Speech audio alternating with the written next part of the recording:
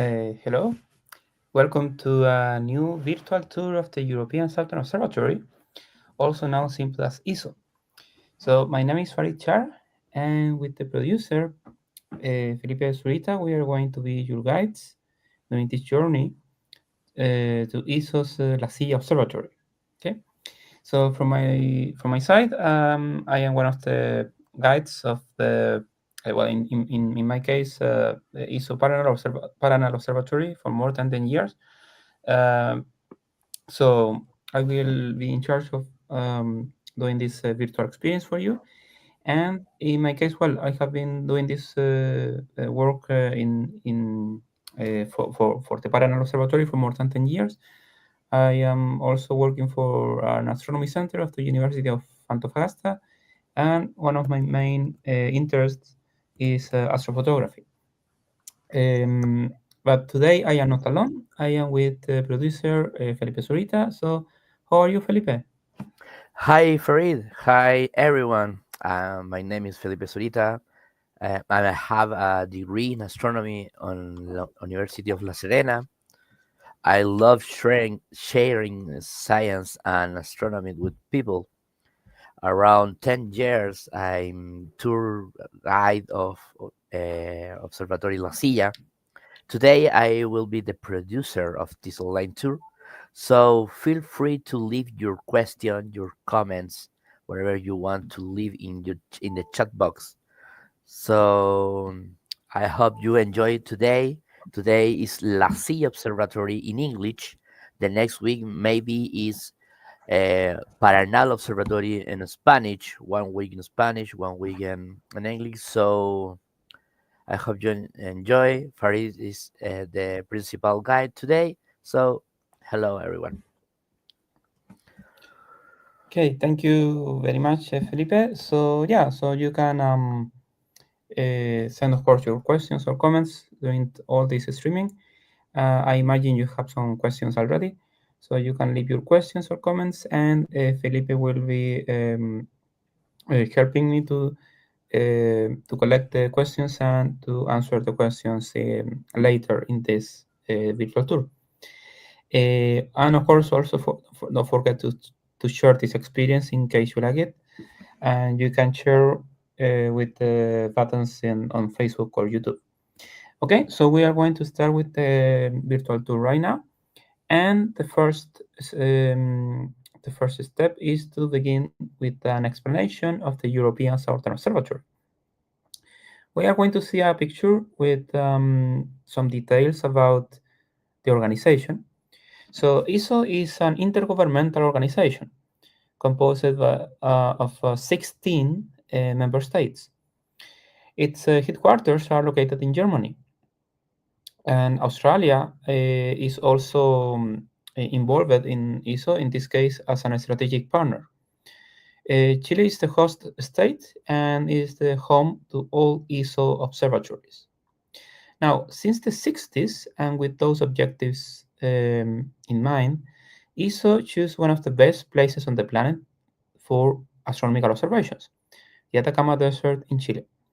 So at that time, Chile had started a site exploration campaign to attract international observatories such as ESO to our country. So Chile offered land, and ESO chose the area that seemed best. So the ESO's mission is to design, build, and operate astronomical observatories. And what for? To enable important scientific discoveries and foster cooperation in astronomy. We are going to see a picture of the three observing sites in Chile. So first we have the Paraná Observatory. This observatory is home to the Very Large Telescope, or VLT. Right now, this is the most advanced visible light telescope on Earth. In the future, the Paraná Observatory will also host the Extremely Large Telescope, or ELT. And this will be the largest visible light telescope on Earth. And also, near there will be the CTA. This is an array of telescopes for the detection of gamma rays. And then we have Jacques the site where the ALMA and APEX radio telescopes are located. ESO participates in these radio astronomical observatories with its international partners. And finally, we have La Silla Observatory, the site you are going to visit today. This was the first observatory built by ESO in Chile, 2,400 meters above the sea level, in the region of Coquimbo, in the north of Chile. So we will go there virtually during the next hour. Okay, so let's travel to La Silla Observatory. Now we are looking at our planet, and we will start this journey by land in Europe, because ESO is a European organization. On this map, outlined in white, we can see the different ESO member states. So Chile is the host country and home to all ESO observatories. So to see the sites, we will travel to the Chilean mountain range. So as we move over the Atlantic Ocean, let me tell you more about the ESO's mission. To give you an idea, ESO tries to build the type of instrument um, in each case needed to study the universe, and then design set pieces, will build and operate the telescopes, and will respond to observational requests from all the planet, encouraging cooperation in astronomy. Okay, we are almost there. We are arriving to the north of Chile there. So you will take a look at an amazing mountain. So you will see a mountain range with some domes scattered. So you have to look at the shape of this hill. Does it remind you of anything? Perhaps a horse saddle? In fact, the mountain itself and the observatory later were named after a saddle for horse riding. So you can see here from the air, we can see that La Silla Observatory has many telescopes of different shapes, different names.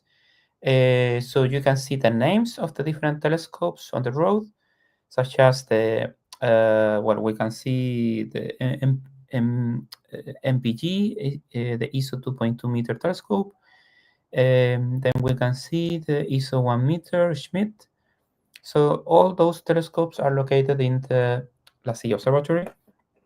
Then we are going up.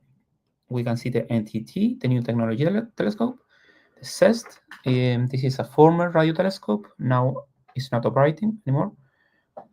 And the last one, oh, okay, we have the Swiss 1.2 meter Silla, we have Tarot, we have the Visitor Center, and the last one is the ESO 3.6 meter telescope. So you can see we have a lot of different telescopes there. So over the years, La Silla Observatory has become the perfect viewpoint for studying the universe. It was chosen by the astronomical community as an observational site at the beginning of the 60s. La Silla enjoys a large number of clear nights per year, a still and dry atmosphere, and dark skies far away from artificial light sources, such as the city's urban lights. Okay? This observatory was officially inaugurated by ESO in 1969, and some of the telescopes we saw already in the previous animation are now out of service. So currently, 10 telescopes are operating, and 2 are operated directly by ESO. The other telescopes, several of which are robotic, belong to other institutions with ESO providing the facilities and the required support. So to know more about this, we can take a look at this picture in your screen. So this will be a 360 panoramic view, and I will show you this in a few moments. So let me take a look, and I will start navigating. Okay. So you can see in this view, for example, the telescopes. telescopes there in the horizon. So we can see several telescopes there, and we have a very nice view of the horizon there, far away from the city, far away from urban lights. We are in the middle of the Atacama Desert. Okay, so this is basically what happens here. I can show you this beautiful landscape, and I want to mention that from this place, more than 1,000 people saw the total solar eclipse of the 2nd of July 2019. And this was a very interesting and memorable astronomical event, visible from La Silla Observatory. This total solar eclipse from La Serena and surroundings. So La Silla was one of the places with this with the advantage to observe the total solar eclipse in that year. Okay, so I am doing this panoramic view, and I will finish with this rotation. You can see the Andes Mountains. I am looking at the east horizon there, and I will finish coming back to the ESO 3.6 meter telescope.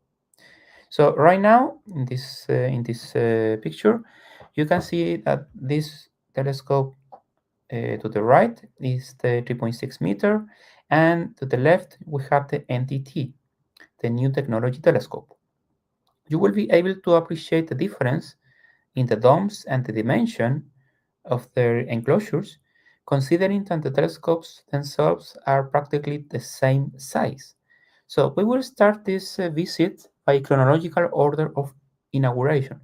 So we are going to visit first the 3.6 meter telescope.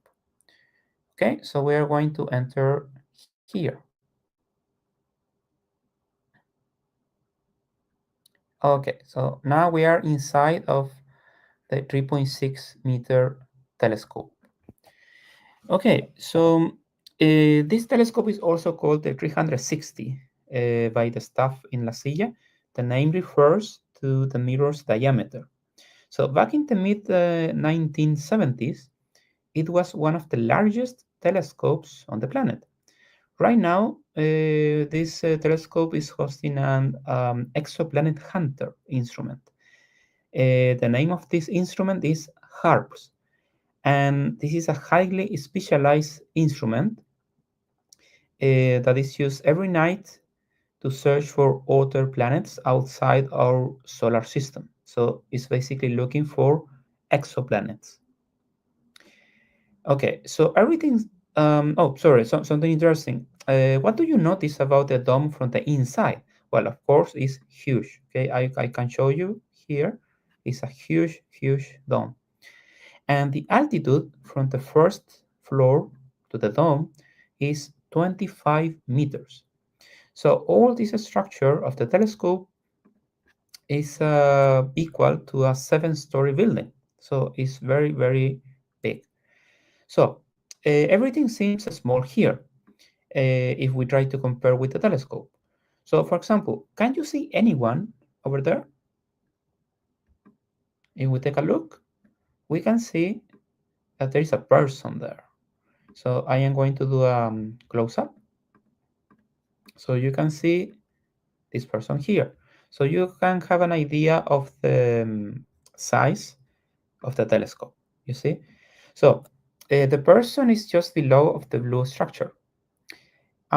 This reference helps us to distinguish the telescope itself from the rest of the structure. So now we are going to take a look in detail. So we have basically three things that I want to show you. And for this, I am going to open a picture. Okay, this picture. Okay, so um, in the picture right now, I want you to take a look at the dark blue area. Okay, so try to focus here. Okay, so in dark blue we find the structure supporting the telescope. So this is basically the mountain. The mountain is working as a huge arm supporting the telescope, and this includes several systems providing power, such as electricity. On this arm, and parallel to the Earth rotation axis, the telescope moves to follow objects in the sky during the observation. Now, if we go upwards in lighter blue, this area, we have the telescope's body, and this is holding the 3.6 meter or 360 centimeter main mirror and the secondary mirror. So what is the main mirror? The main mirror is not visible here because it's covered by its protection system, this black structure. This is a system of, let's say, tabs, which open and close to protect the mirror from dust or moisture when the telescope is in the parking position or resting. So now in the black tubular structure in the upper part, I mean this, we have the secondary mirror. And the secondary mirror is basically collecting light from the main mirror, okay? Because basically the light from the stars in first place is going to the primary mirror. The light there is concentrated and will be reflected to the secondary mirror. And from there, it will be reflected again. So this light is going to pass through this hole in the middle, okay? So basically, the light will be sent over through this hole, and in this way the light will reach the instrument, the main instrument. But what is the instrument? Well, the instrument, in this case harps, the exoplanet hunter, is not visible here because it is completely isolated in another room, in another floor of this building.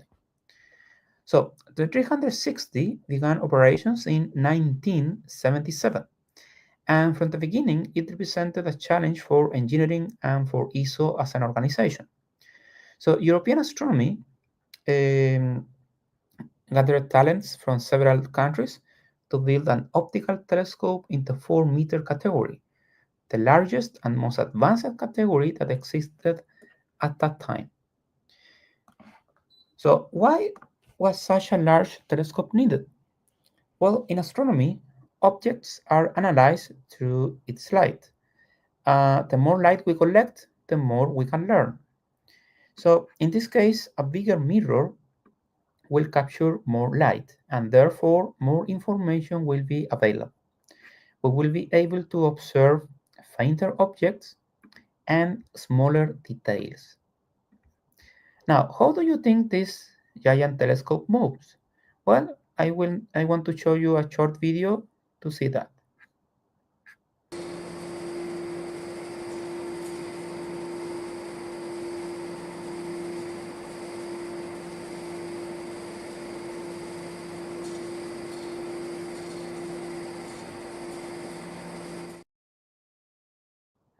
Okay, so that was the main telescope moving. So it's very, very impressive. See? Now, a mirror for astronomy is not just any mirror, because its shape and surface must be perfect at the scale of fractions of thousands of millimeters. So to achieve this in the 1970s, an extremely thick mirror was manufactured, 53 centimeters thick on average. But this also implies an extremely heavy mirror. So the weight of this mirror is 11 tons. So this is more or less equivalent to of 2 African elephants. So if we want to build larger telescopes, we need to find other solutions. So how was the next step taken? We will see it later with the NTT, the New Technology Telescope. Okay, I don't know, Felipe, if we have any question from the public. Sorry, I have an issue with the mic. Yes, we have a one question about. It's not about the 3.6. It's about the ELT. What is the ELT to be finishes Oh, well. well, it's difficult to say, but Yes. the ELT is under construction right now. And well, initially, well, there were some delays because of the pandemic, for example, but probably we expect to finish the ELT before the end of this decade, probably in 2 years or something like that. But I think it's better to keep an eye on the um, press release from ESO, the official ones, because well, the thing I can say from my perspective, because I was there some time ago, is that they have the main structure ready. So I mean the main dome, and they are they basically need to bring the main mirrors and to start doing the technical to take care of the technical details. So I cannot. I prefer not to tell a specific date, but probably in the next 2 years we will have some kind of interesting development about this, and certainly will be finished based on the projections before the end of this decade. So we expect to have a very important science coming from the ELT. So for any information about the ELT of ESO in general, you can find in the ESO.org, the web page, principal web page, to every notice about the ELT construction. So you can go to the web page and find the state of the ELT. But it's a nice question.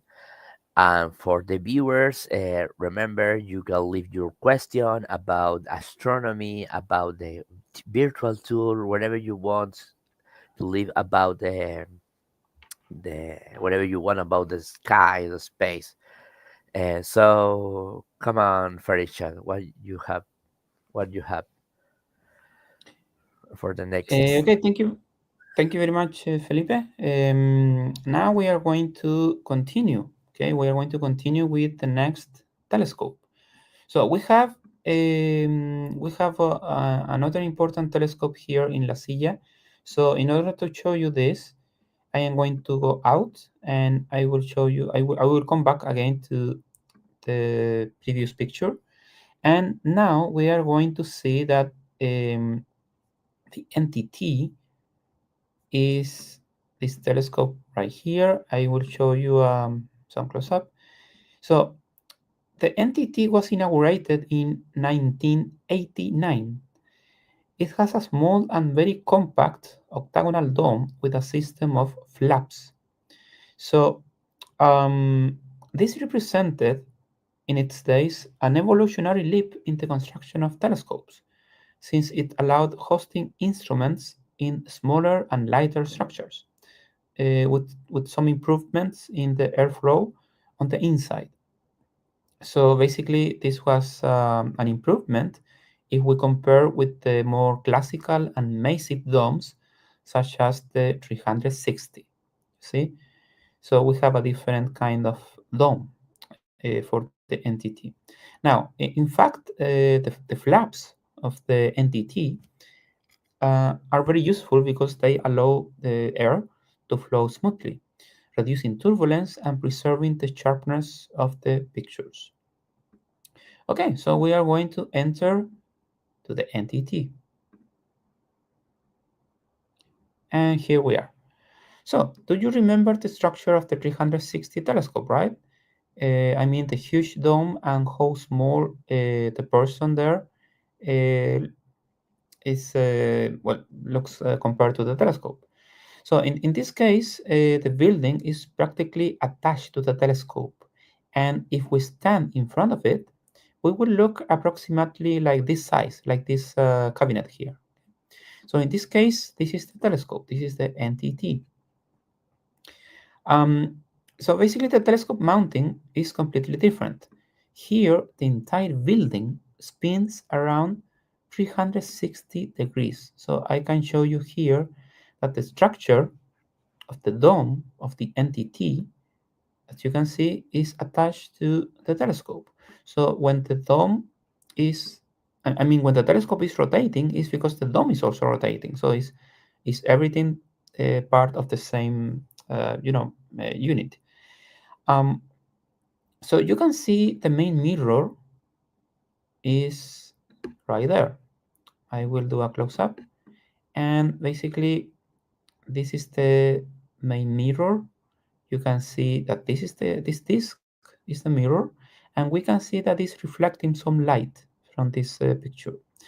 Now, do you remember the 53 centimeters thick mirror from the 360, right? Well, the NTT mirror has almost the same diameter as the 360, 3.58 meters to be precise.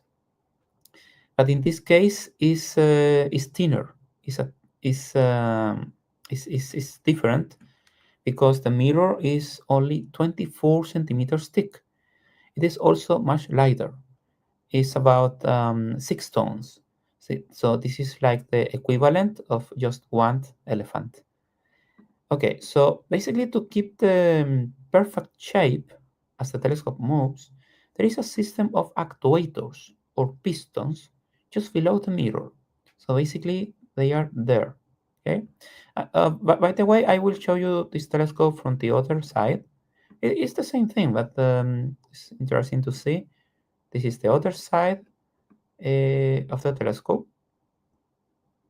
So I was talking about the actuators. So the system of actuators or pistons are located below the mirror. We have 75 actuators going up and down to keep the perfect shape of the mirror. In this case, it's a concave shape. So this system is controlled by a computer, and we call this system active optics. Now, active optics was developed by ESO, and this represented a significant technological leap in the construction of the next generation of telescopes in the 10-meter category.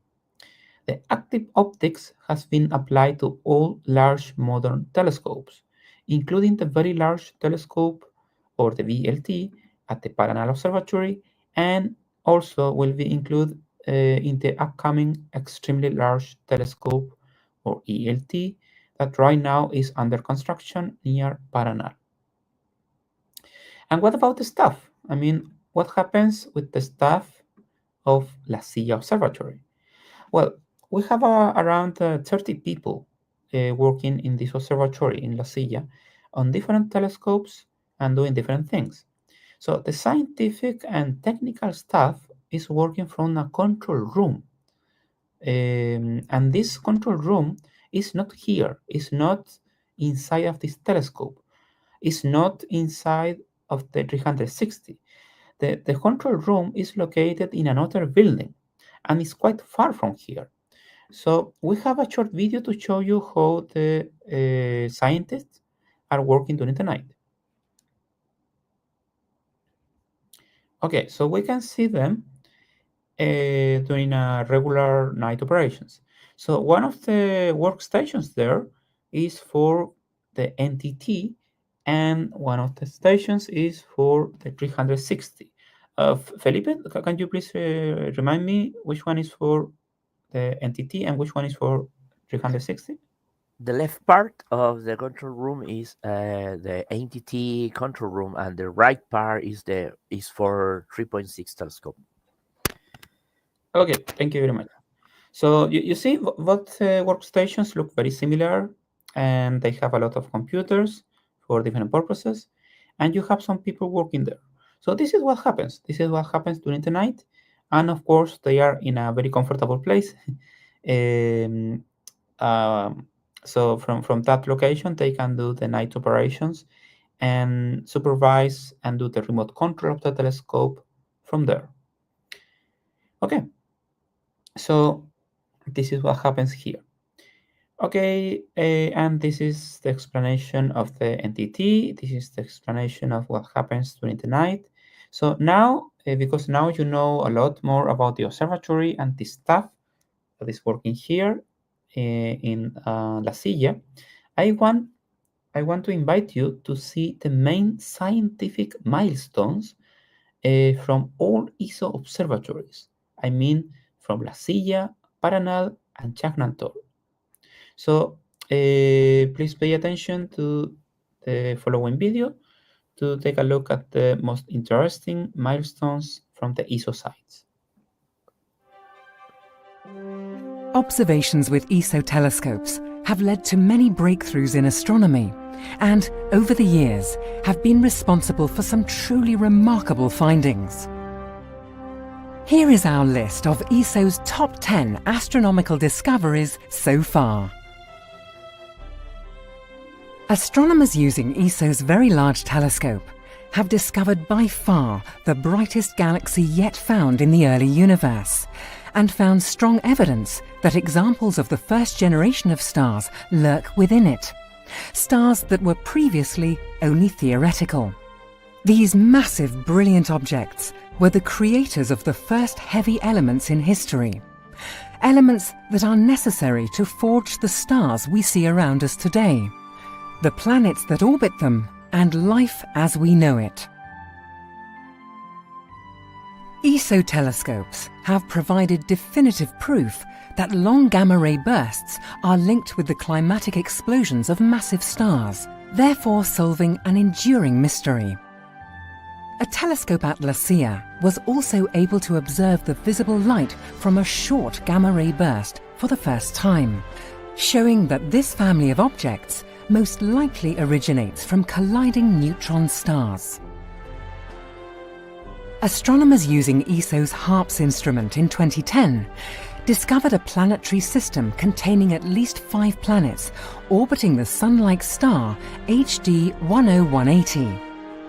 They also found evidence that 2 other planets may be present, one of which, if confirmed, would be among the lowest mass exoplanets ever found. Newer observations and reanalysis of the data suggest that there could be even more planets around this star. ESO's Very Large Telescope was used to detect carbon monoxide molecules in a remote galaxy, seen as it was 11 billion years ago, a feat that had remained elusive for 25 years. This allowed astronomers to obtain the most precise measurement of the cosmic temperature at such a remote epoch, and it matched the temperature predicted by the Big Bang theory. The atmosphere around a super-Earth exoplanet was analysed for the first time using the VLT. The planet, which is known as GJ1214b, was studied as it passed in front of its parent star, and some of the starlight filtered through the planet's atmosphere. The atmosphere was found to be either mostly water in the form of steam or dominated by thick clouds or haze.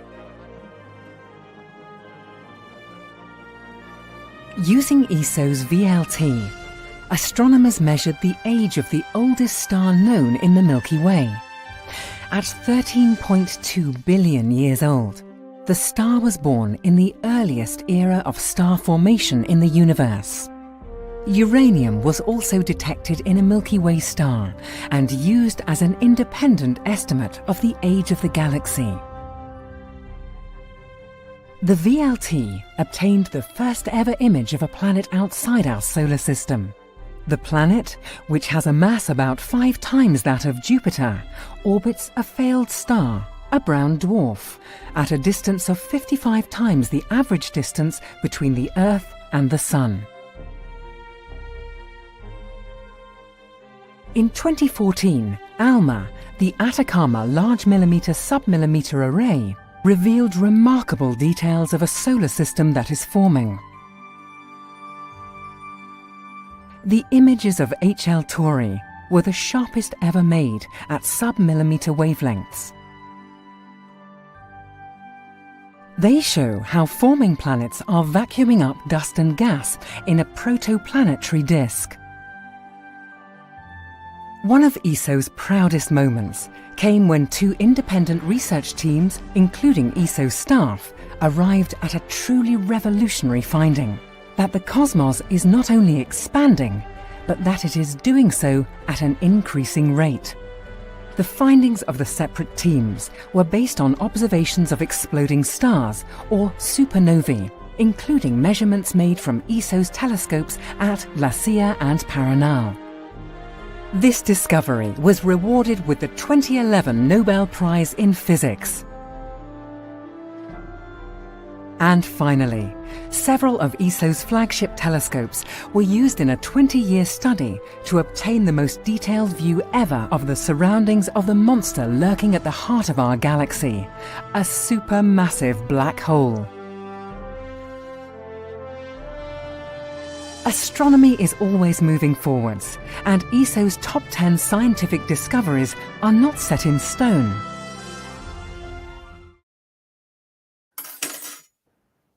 Okay, so this was the top 10. I hope you like it. But we have an extra result. It's something like a bonus track. So we have a short animation to talk about this. Well, this is basically something that happened some years ago, but it's of course very, very interesting. In 2019, a team of astronomers were able to capture the first picture of a black hole. The Event Horizon Telescope, or EHT, an array of 8 ground-based telescopes distributed across the planet, coordinated by an international collaboration. They were able to achieve the first direct visual evidence of a supermassive black hole. So the picture will reveal the black hole at the center of Messier 87, a massive galaxy in the nearby Virgo galaxy cluster. This black hole is 55 million light years from Earth and has a mass of 6.5 billion times the mass of the Sun. Okay, so I hope you liked the top 10, and well, of course, the discoveries achieved by the ESO telescopes and the scientific staff are truly amazing. Now, we have something very interesting for you, because now, as you can see, the night falls over La Silla. In this picture, we can see the night sky. So there is no moon, so we can watch the night sky, and of course, the night sky is very, very beautiful, full of stars. See? Okay, so below, I mean to the left of the NTT, I will show you the first interesting, sorry, the first interesting feature of the night sky from this 360 degree picture. So let's take a look at this thing here, and I can show you that this is a very well-known constellation. Does anyone recognize this one, this constellation? Well, this one is Orion, the Great Hunter, with his characteristic belt, also known as the Tres Marias in Spanish. So Orion is visible from the southern hemisphere and the northern hemisphere, and it's very easy to recognize this constellation because of the 3 stars here, somewhat aligned. This is the thing we call las Tres Marias in Spanish.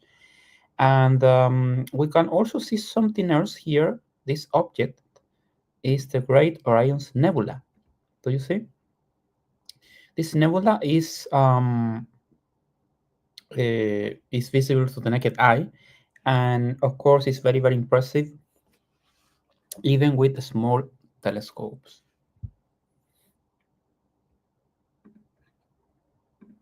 Okay, so if we continue moving here, I will show you something else. I will show you the brightest star in the sky, this one. This is a star called Sirius. Okay, Sirius is the brightest star in the sky, and it belongs to a constellation that is called Canis Major. Okay, that is one of the hunting dogs of Orion. So basically, the constellation related to the brightest star in the sky is connected in the mythology to Orion. Okay, so you can see that all this area here, if you look, if you follow my mouse here, we can see that all this area is, let's say, has more concentration of stars. Okay, we have like dense population of stars.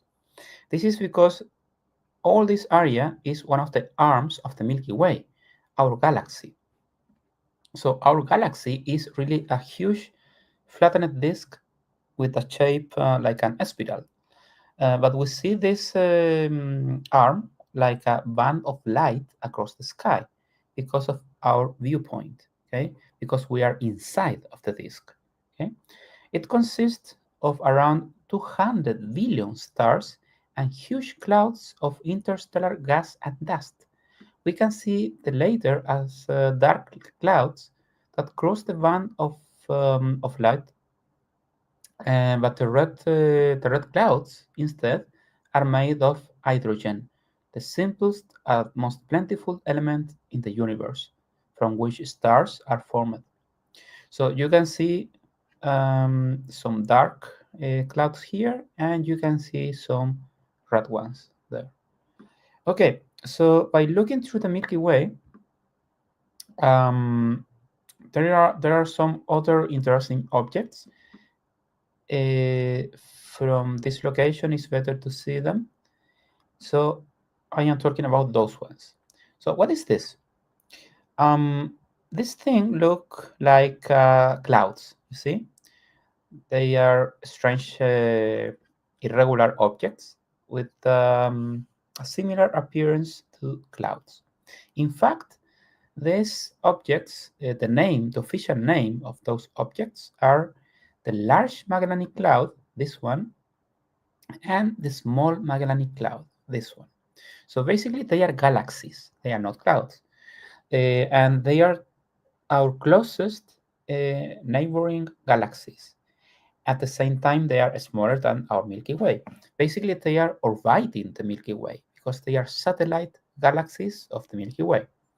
The name, I mean, the Magellanic Clouds, is because the first person, I mean, who was able to record to do some kind of register about this was Fernando de Magallanes during the circumnavigation of the planet in the 16th century. I mean, a time when no one was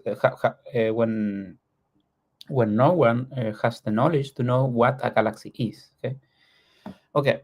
But today we know that the galaxies are systems hosting tens of billions of stars, and that these are classified as irregular. For example, these ones, okay, because of the shape. Um, Also, those galaxies are very close to a very small point in the sky in the southern hemisphere that we call the South Celestial Pole. So basically, the South Celestial Pole is a projection of the geographical South Pole in the sky. And this area, the South Celestial Pole, is more or less located here. So basically, to locate this point, because you don't have bright stars there, one technique is to create something like a triangle with Magellanic Clouds. Do you see? Like this. Another option is to use a constellation that is called the Southern Cross. The Southern Cross is a constellation located here. Southern Cross is only visible from the southern hemisphere, and we can see that the Southern Cross looks like a cross. You see, is this one. Okay, so it's very easy to recognize this constellation in the night sky from the southern hemisphere, and basically this is the smallest constellation in the sky, the smallest of the official constellations. Okay, Now, the Southern Cross is also very useful because we can use this constellation in order to find the South Celestial Pole as well. In this case, we have to project in our imagination, right, the longer stick of the Southern Cross. So I will do this here. So I have to project this longer stick. Um, let's say 1, 2, 3, 4.5, and more or less like here, more or less, is located the South Celestial Pole. So basically, during the night, all stars appear to revolve around this area. Okay, and if you try to look at the horizon exactly from this point, I mean, if I look at the horizon, looking at this direction, I am basically looking at the south cardinal point. Okay, so this is a very nice way to find the cardinal points in case you are, well, I don't know, lost in the desert. So this is basically what happens here. Now, just to finish with this explanation of the night sky, I am coming back to the 360, and this is a very, very nice picture because behind of the 360, we can see the center of the Milky Way rising. You see, so the center of the Milky Way is rising here, and we can see some prominent dark clouds around there. This area is wider, is very bright, and is very easy to see this area during the winter months in the southern hemisphere. So, for example, let's say uh, let's say more or less May, the middle of May, June, July. You see, for well, right now, for example, July, we are able to see the Milky Way, all the Milky Way in the sky in the southern hemisphere, and especially the center. I mean, the center of the Milky Way will be just above you in the sky. So it's very, very beautiful because from the northern hemisphere, you cannot see the full Milky Way. You cannot see the full center of the Milky Way. So this is very, very interesting for the people coming, especially to Chile, to, I don't know, to take astrophotography or things like that. Okay. Okay. We have Karina Elizabeth ask, it is possible for you in this picture, in this particular picture, show you the L'Aquila constellation or mean Eta Carinae near the Tres Marias, near the how was la seven in near Sorry. of the Tres Marias we have the Eta Carinae constellation. She say if Oh, known it is only visualization of from south hemisphere. If yeah. I I don't mean, know let if me let we me let can see me. in this Yeah, we are talking about this, right? Eta Carinae, right? This Here. part, Yes, yes. it's this area of the sky. Yeah. So This is the constellation of the Green Nebula of Eta Carinae. yeah, So yeah. So yes, so if the possible to the see Carina us. constellation is basically located there. Okay. At this, yeah, this area is about is the great Carina Nebula. And of course, it's very, very beautiful when you try to take an astrophotography of this area. Um, okay, it's a little bit difficult to identify everything here, but La Quilla is actually a very old uh, part of even bigger constellation that is called Argonavis. You know, Argonavis is a mythological. Argonauts for the Yeah, Argonauts. yeah, yeah, exactly. So it was a mythological, um, chip, and one of the parts of the portions of this mythological chip was la quilla, that is basically the front of the chip. Okay, so this is located around this area, but I have to have to extend this more to show. Uh, I but I probably released sorry. I released Karina Elizabeth asked about Eta Karina. So this is the conclusion. Ah, I think you asked Karina about the Eta Carina constellation called Aquila. no, no. I was yeah. I was answering about the Laquilla constellation It's near of the Eta Carina, is Evo. yeah. It's It's near. actually like the Spanish name of Mm. Carina. Okay, Yes, Carina is a Latin name. Okay? Yeah, but actually, in order to do that, it will be better to have a green laser pointer because it's a little bit difficult from so here. thanks, Karina, for this comic situation about Karina asked about Eta Carina constellation. So the next question we have for the last part is how far is the closest city from the observatory? So Farid, you can show us the near city in the part of the 3.6. Continue, Farid, no problem. You mean the closest city to the observatory, right? Right. Oh yeah. And So in the top part of the 3.6, you can the other oh left. sorry. Yeah, sorry. I will come back to the previous one. Let me see. From here, right? Remember every yes, this part. So can you tell me, Felipe, what is this area? Just to This is the top of remember. the 3.6, and this highlight in the horizon you can see in the front is Vallenar City, and in the back part you can see the Coquimbo lights too. So Observatory La Silla is around 200 kilometers of La Serena and around 60 kilometers of Vallenar. This is the near city of the Observatorio de la Silla. Okay, and La Serena is here, right? Yes, this back grid line is the La Serena city. Okay, so that's nice. Okay, so we are going to almost finishing here with this explanation because we are almost on time. Mhm. Um, I have to come back to the road coming to. I mean, this is the road of the observatory, and you can see some of the telescopes there.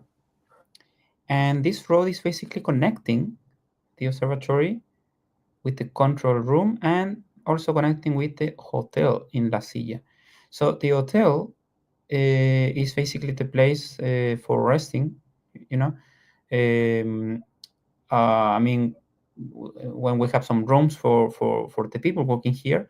So this will be the last stop of this visit. So you can see that from here, from the road, you can see everything. You can see all the telescopes, and of course it's very beautiful. Is all the stars are there, are everything is there. And by the way, just to answer to finally answer the question from the other person, uh, I can see from this picture specifically that because you have the um, the Southern Cross here, and you have the Carina Nebula here. There is a bright star right here, and this star is called Canopus. And Canopus is like the brightest star of the Carina constellation. See? So basically, and well, I cannot show you everything here because I don't have a laser pointer, but basically, the key is more or less something like in this area. Okay, um, is is basically an area dominated by the Canopus star. So let me come back because we have to continue and stay on time. The last stop will be Um, the hotel, as I told you. This person, by the way, is a photographer who was in charge of all the pictures for this virtual experience, and this is the hotel. So you can see that this is well, of course, it's a very nice place, and this place is also under the beautiful skies. So in this picture, for example, you can see the center of the Milky Way just above you, and this is what happens in the southern hemisphere only. Um, this is the center, so probably this picture, of course, was taken on June or July, something like that. And well, yeah, this is what you can expect if you come to the north of Chile during the summer months and sorry, winter months, and if you go to a dark place in the middle of the Atacama Desert. Okay, so Felipe, do we have some one last question, or because we are almost Uh, on time to finish? we are just on time, and thanks for your question today. It's funny read your reading. We have a lot of reading of different countries, and thanks for ask about the universe. Remember, every week, every Saturday, we have a virtual tour for Paranal Observatory, for La Silla Observatory in English and Spanish. Today is in English, the next week is in Spanish, but you can ask the same in English or Spanish. We answer your every question you have, or visit ESO.org to see the newest and notice the newest info about the ELT, about the discover of the university. So I hope you enjoyed today. It is my last word. Thank you for seeing us, and come on, Farid. This is you. Okay, thank you very much, Felipe. So yeah, from my side, I would like to remind you that all this visit information and pictures are all available on the ESO website, and of course you have to stay alert because we have tours in Spanish and English, Paranal and La Silla. So you have to stay alert to know what will be the next observatory in what language. Okay. So, okay, so that's all from my side. I hope you enjoyed this tour. And on behalf of ESO, we thank you. We thank you everyone for your attendance, virtual attendance today. See you soon. Thank you and bye bye. Thank you. Bye bye.